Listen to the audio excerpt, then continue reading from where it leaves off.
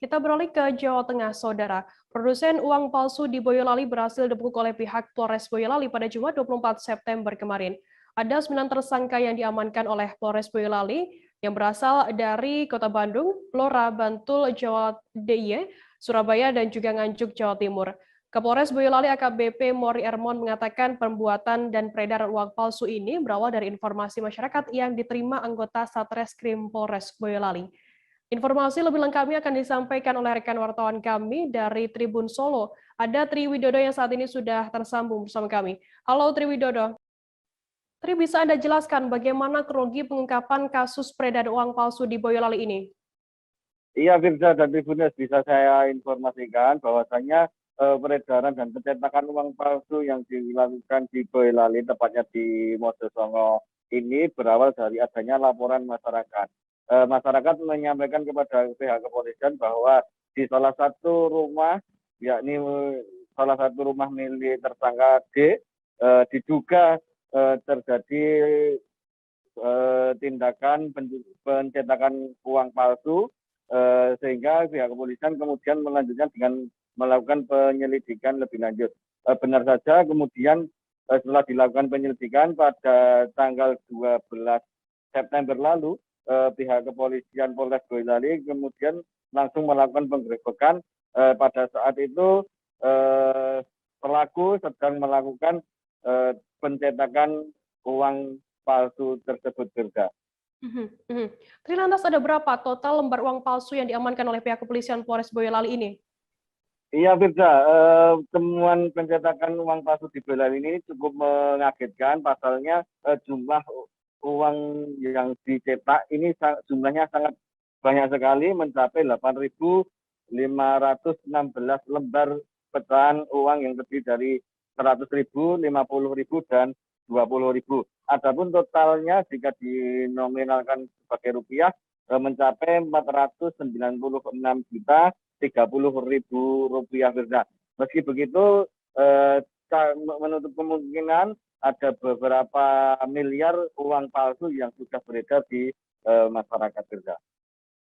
Tri, mungkin berdasarkan pemeriksaan sementara dari pihak kepolisian sendiri, bagaimana 9 tersangka ini, kesaksian 9 tersangka ini, bagaimana dengan cara uang tersebut diedarkan dan sudah kemana saja uang tersebut beredar?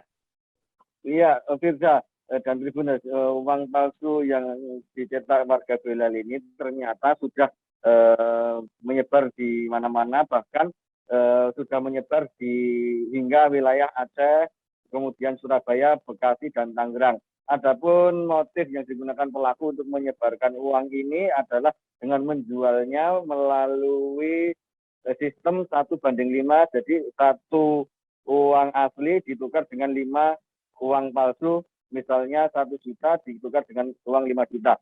Kebanyakan pembeli uang palsu ini ada dengan motif yaitu berbau mistik ataupun dukun pengganda uang, Firza.